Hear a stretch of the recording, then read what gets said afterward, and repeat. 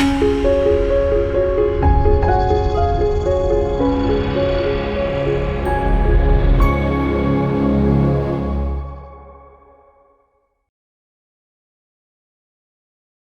మాత్రం. నేను మీ journalist Navata. Welcome to our voice. గత 2.5 నెలలుగా విద్యార్థి ఉద్యమం పేరిట జరిగినటువంటి ఒక ఉద్యమం, ఒక రకంగా చెప్పాలంటే ఘర్షణ వాతావరణం నుంచి ఇప్పుడు ఇది రాజకీయ మలుపు తీసుకున్నటువంటి పరిస్థితి కనిపిస్తోంది. మీ అందరికీ తెలిసిందే. సో విద్యార్థుల పేరిట మొదలైనటువంటి ఉద్యమం ఇవాళ రాజకీయ పార్టీల స్కోరింగ్ పాయింట్గా మారింది. ప్రతిపక్షాలు ఆల్రెడీ, ముఖ్యంగా కాంగ్రెస్, అలాగే అరవింద్ కేజ్రీవాల్, ఆమ్ ఆద్మీ పార్టీ, వీటి సారథ్యంలో మిగిలిన విపక్ష పార్టీలందరూ కూడా ఈ విద్యార్థి ఉద్యమం నుంచి ఎలా రాజకీయ ప్రయోజనం పొందాలో ఆల్రెడీ లెక్కలేసుకుంటున్నారు. అండ్ ఇదే సందర్భంలో కేంద్ర ప్రభుత్వపు ప్రతిష్ట దిగజారిపోయింది. నిజంగా మోదీ లాంటి వ్యక్తి తనకున్నటువంటి ఎదురులేని నాయకుడిగా ఉన్నతను ఒకంత తగ్గాల్సి వచ్చింది అనే అభిప్రాయం కూడా దేశవ్యాప్తంగా కొందరిలో వ్యక్తమవుతుంది. ఈ నేపథ్యంలో డైరెక్ట్గా ప్రధాని నరేంద్ర మోదీ గారే మొత్తం అన్ని వ్యవహారాల్ని చూసే విధంగా, ముఖ్యంగా ఈ విద్యాశాఖకు సంబంధించిన అంశాన్ని మానిటర్ చేయబోతున్నారనే సంకేతాలు స్పష్టంగా కనిపిస్తున్నాయి, వినిపిస్తున్నాయి. దానికి రీజన్ ఏంటి అనుకుంటున్నారా? ఇప్పటిదాకా నరేంద్ర మోదీ చూడలేదా అని అంటే, నరేంద్ర మోదీ గారు నిజానికి చెప్పాలంటే ప్రధానిగా బాధ్యతలు స్వీకరించిన తర్వాత ఈ 12 సంవత్సరాల్లో చాలా ముఖ్యమైన విషయాలు, దేశ గతిని మార్చేవి, వాటి మీద ఎక్కువ దృష్టి పెట్టారు. అలాగే టువర్డ్స్ ఫారెన్ పాలసీల మీద, అలాగే ఫారెన్ అఫైర్స్కి సంబంధించిన దాని మీద, ఇక డిఫెన్స్ సెక్టార్ని బలోపేతం చేయడం, మరోవైపు శత్రు దేశాలను పీచమనచడం, ఇంకోవైపు భారతదేశాన్ని ప్రపంచంలోనే అగ్రగామిగా నిలబెట్టడం, ఇంకోవైపు ఎకనామీ పరిపుష్టం చేయడం, ఆర్థిక రంగంలో సంస్కరణలు తీసుకురావడం, జిఎస్టీ లాంటివి, నోట్ల రద్దు లాంటివి చేయడం, వీటన్నిటి మీద ఎక్కువ దృష్టి సారించారు. అండ్ అప్పుడప్పుడు ఇక ఆయా ఎన్నికల మీద కూడా ఫోకస్ చేస్తూ వచ్చారు. అండ్ ఎడ్యుకేషన్ డిపార్ట్మెంట్లో కూడా కొన్ని కీలక సంస్కరణలు చేశారు.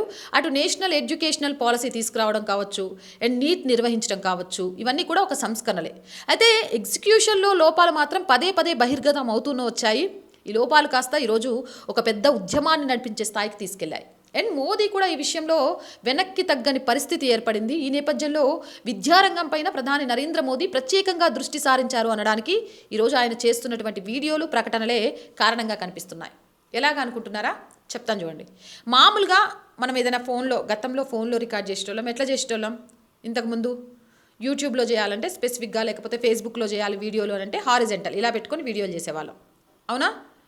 అప్పుడు ఏమవుతుందంటే ఆ పర్టికులర్ యూట్యూబ్లో వీడియో పర్ఫెక్ట్గా దానికి కావాల్సిన అలైన్మెంట్లో తీసుకుంటుంది. బట్ ఇన్స్టాగ్రామ్లో అయితే హారిజెంటల్గా పెట్టలేం, వర్చువల్గా పెట్టాలి.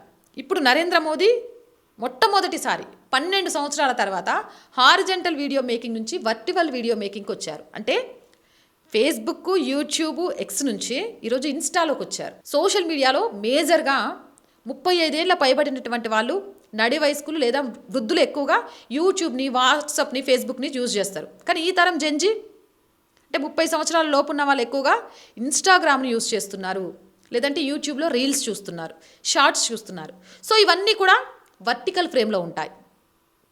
ఈ నేపథ్యంలో ఆయన కూడా ఆ యువతను చేరుకోవాలి అనుకుంటే తను హారిజెంటల్ కాదు, వర్టికల్గా మారాలి, ఆ రూపంలో యువతకు చేరువవ్వాలి అనే ఒక ప్రయత్నాన్ని మొదలుపెట్టారు. భారతదేశంలో ఇప్పుడు 15 నుంచి 25 సంవత్సరాల వయసు ఉన్న వాళ్ళు సుమారు 25 కోట్ల మంది ఉంటారు ఒక అంచనా ప్రకారం. 25 నుంచి 30 సంవత్సరాల వయసు ఉన్న వాళ్ళు 12 కోట్లు ఉంటారు. అంటే ఆల్మోస్ట్ 30 సంవత్సరాల లోబడి ఉన్నటువంటి ఆ జనాభా సుమారు 35 కోట్లు. అంటే ఆ 35 కోట్ల జనాభా ఈరోజు షార్ట్స్లో, రీల్స్లో, ఇన్స్టాగ్రామ్లో, వీటన్నిటిలో ఉన్నారు. సో వీళ్ళను రీచ్ అవ్వడం కోసం డైరెక్ట్గా నరేంద్ర మోదీ రంగంలోకి దిగారు. అందుకే ఇన్స్టాగ్రామ్లోకి వచ్చారు. గత 3-4 రోజుల నుంచి ఆయన 3-4 వీడియోల ద్వారా ముందుకొచ్చారు. అండ్ అంతేకాదు డైరెక్ట్గా ప్రజలతో తాము అనుకున్నది చెప్పాలని మోదీ భావిస్తున్నారనేది క్లియర్గా అర్థమవుతుంది.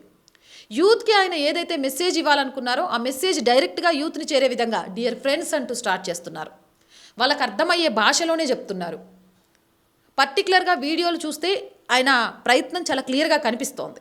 ఎందుకంటే ఇంతకుముందు అంతా కూడా ఆయన ఏదైనా ఒక ప్రకటన చేయొచ్చు, లేదా ఎవరో ఒకడు మాట్లాడవచ్చు. బట్ ఇప్పుడు నరేంద్ర మోదీ గారే స్వయంగా అర్ధరాత్రి 12 గంటల సమయంలో వీడియో చేసి పబ్లిష్ చేశారు. ఇక్కడ మనం అర్థం చేసుకోవాల్సింది ఏంటంటే ఎడ్యుకేషన్ డిపార్ట్మెంట్లో ఈరోజు ధర్మేంద్ర ప్రధాన్ రాజీనామా చేశారు. అండ్ ప్రహ్లాద్ జోషిని కొత్తగా విద్యాశాఖ మంత్రిగా బాధ్యతలు ఇచ్చారు. కానీ అన్నీ తానే ప్రధాని కార్యాలయమే ఈరోజు ఈ ఎగ్జామినేషన్ నిర్వహణని పర్యవేక్షించబోతుంది అనేది మనకు కనబడుతున్నటువంటి అంశం. ఇందులో స్పెషల్ టాస్క్ ఫోర్స్ నియామకమే దీనికి గీటురాయిగా మనం చెప్పుకోవాలి. దానికి ఆధార్ సృష్టికర్త, ఆధార్ ఈరోజు రావడానికి కారణమైనటువంటి నందన్ నీలేకర్ని ఈ పర్టిక్యులర్ స్పెషల్ టాస్క్ ఫోర్స్కి చైర్మన్గా నియమించారు. అంతేకాదు ఇస్రో మాజీ చైర్మన్ సోమ్ గారు ఈ టాస్క్ ఫోర్స్లో ఉన్నారు. మరొక వైపు ఇంటెలిజెన్స్ బ్యూరో డైరెక్టర్ తపక్ దేఖా ఈ పర్టిక్యులర్ టాస్క్ ఫోర్స్లో ఒక మెంబర్గా పెట్టారు. ఎందుకు ఇంటెలిజెన్స్ బ్యూరో ఉండాల్సి వస్తుంది అని మీకు డౌట్ రావచ్చు కదా.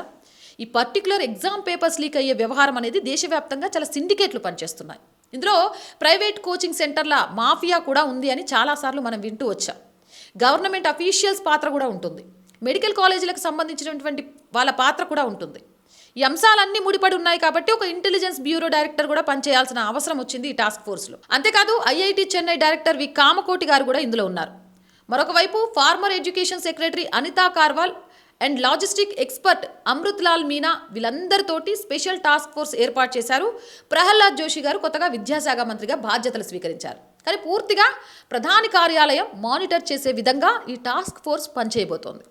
ఈ టాస్క్ ఫోర్స్ ఈ పోటీ పరీక్షల్ని నిర్వహించే విషయంలో ఒక స్పష్టమైన ఫ్రేమ్ వర్క్ను రూపొందించాలని నరేంద్ర మోదీ గారు ఆదేశించినట్టుగా తెలుస్తోంది.